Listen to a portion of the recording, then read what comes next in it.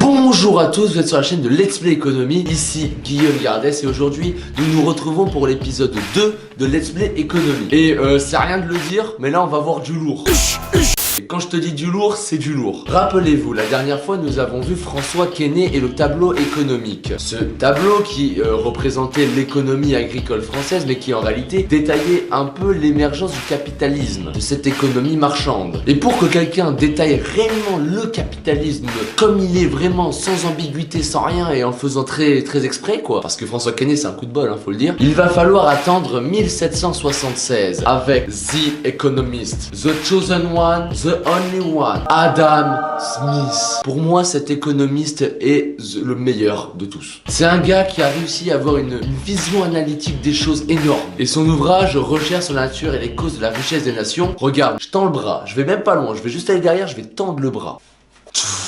Alors est-ce qu'on la voit bien? Voilà. Ouais, richesse. Adam Smith, mon pote, je te conseille de lire ce bouquin, puisque c'est un monstre. En fait, je saurais même pas vraiment te le décrire. Et là, dans la vidéo, on va le survoler. On va pas réellement rentrer dans le détail du bouquin, de ce qu'il dit, de ci, de là, parce qu'il y a beaucoup de choses qui sont des fois peut-être un poil complexes à comprendre. Moi, sur cette chaîne, le but, c'est vraiment de vulgariser l'économie et l'histoire de l'économie, comprendre pourquoi on en est là aujourd'hui, au travers de tous les grands penseurs, tout ça. Bref, je m'égare. Donc, Adam Smith, recherche sur la nature et les causes de la richesse des nations. Alors, on s'attend à une sorte de tutoriel pour savoir pourquoi il y a des nations qui sont grave classe et des nations qui puent la merde. Selon Adam Smith, une des raisons de la richesse des nations était la division du travail. Alors pour cela, je vais te prendre un exemple, c'était celui de Diderot dans l'encyclopédie, celui de l'atelier d'épingles. Il est très connu. En gros, il y a un atelier d'épingles où on fabrique des épingles. Là, il y a plusieurs choix managériaux qui s'offrent à toi. Soit les gars, pour fabriquer les épingles facile, vous prenez les épingles, vous en faites, et dès que vous avez terminé l'épingle, vous le mettez dans le panier. Ou un second choix qui consiste à diviser le travail, c'est-à-dire, toi, Jean-Fred, tu vas tirer le fil. Toi, Jean-Louis, tu mets la petite boule au bout du fil. Toi, tu regardes que tout est nickel et tu mets dans le panier. Et vous faites ça les amis. C'est-à-dire que chacun a une petite tâche très facile qui va faire en boucle comme du travail à la chaîne. Et à la fin, ils mettent ça dans le panier. Et là, celui que je viens d'imiter, c'est le manager. C'est-à-dire celui qui va regarder que tout est bien nickel machin. Dis-moi Jean-Louis, pour mettre la boule, tu devrais faire un peu comme ça. Voilà, nickel au chrome, là c'est parfait. Allez les gars, allez, on se motive. Le manager regarde que tout se déroule comme il le souhaite et comme il le veut. Il contrôle le travail de chaque employé pour qu'il soit bien réalisé. Et il contrôle aussi le rôle, enfin il a un rôle coercitif quoi. On va dire, on va pas s'étaler sur le manager. Pire, vous savez ce que c'est un manager quoi. Ensuite, avec cette méthode, chaque employé crée plus de 5000 épingles par jour et par employé mon pote. C'est beaucoup plus que la première méthode où chacun fait une épingle machin et tout. Il faut comprendre ce concept. Il va falloir l'étaler à des trucs encore plus grands. Parce que là on parle d'un atelier d'épingles, donc c'est facile à capter, voilà, c'est un atelier, il y a un manager et tout. Mais dans des tâches beaucoup plus complexes, genre fabriquer du pain. Ou même franchement, je vais prendre un exemple, genre YouTube. Comment on va dire aux gens, faites des vidéos. Moi il y a personne qui m'a appelé, il y a pas YouTube France qui m'a appelé.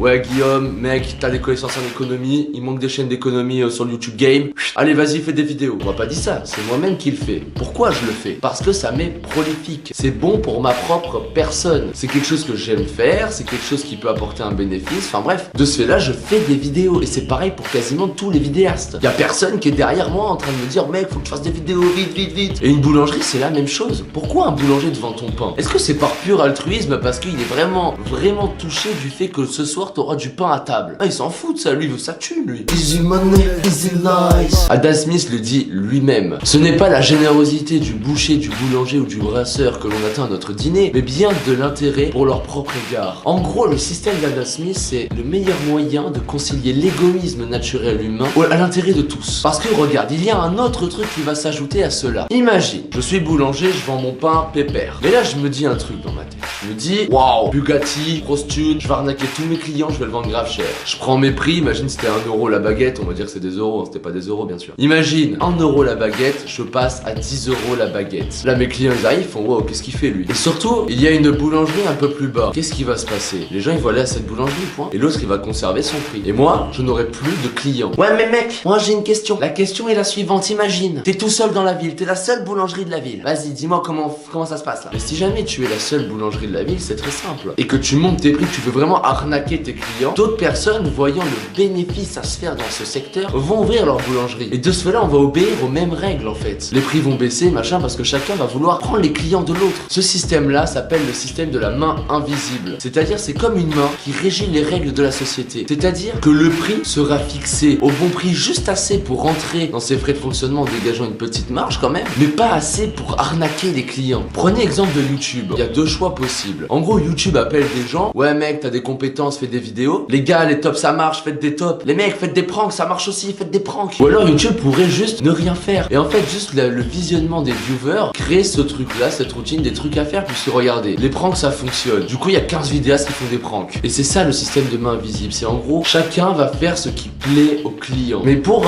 qu'un système comme ça fonctionne, il faut être complètement libre. Hein. C'est-à-dire qu'à l'époque, il y avait des trucs comme genre la loi des pauvres. C'est une loi qui t'oblige à rester là où t'es. Alors que non, il faut que tu puisses bouger là où il y a des trucs à faire, quoi. Et il faut savoir, c'est que dans un système pareil, le salaire obéit aux mêmes règles. Parce que les entrepreneurs, pour attirer des salariés, bah, ils sont là, ils augmentent les salaires. Comment tu veux qu'ils fassent? Ils vont dire, ouais, 1 shilling par jour, 2, 3, moi je propose 4. Et du coup, les salariés vont là où vont leur sang. Mais Adam Smith, il n'était pas idiot. Il savait que le marché avait ses propres limites. Par exemple, ce n'est pas le marché qui va réguler les lois. Ce n'est pas le marché qui va éduquer la population. Parce que regarde, il y a une chose que Adam Smith dit, c'est que la division du travail, c'est bien. Mais hélas, ça crée aussi des gens débiles. Il faut pas que les jobs débiles créent des gens débiles, tu vois. De ce fait-là, l'éducation, tout ça, sont du ressort du gouvernement. Donc le truc de dire qu'Adam Smith, c'était un pur libéral, tout était au marché, c'est complètement faux. Parce que même, il y a une partie cachée dans le livre d'Adam Smith qui n'est que très peu étudiée en cours d'économie, qui est celle-ci. Le capitalisme, c'est le meilleur moyen d'allier l'égoïsme naturel humain au bien de tous. Mais les capitalistes sont juste des gens qui souhaitent duper le marché. De ce fait-là, les capitalistes ne doivent jamais réussir à duper le marché. C'est l'État qui doit se charger de ça, c'est sa mission principale. Je vais même citer Adam Smith, peut-être je vais faire une erreur parce que je fais sa tête à mon pote. La rapacité mesquine, l'esprit de monopole des marchands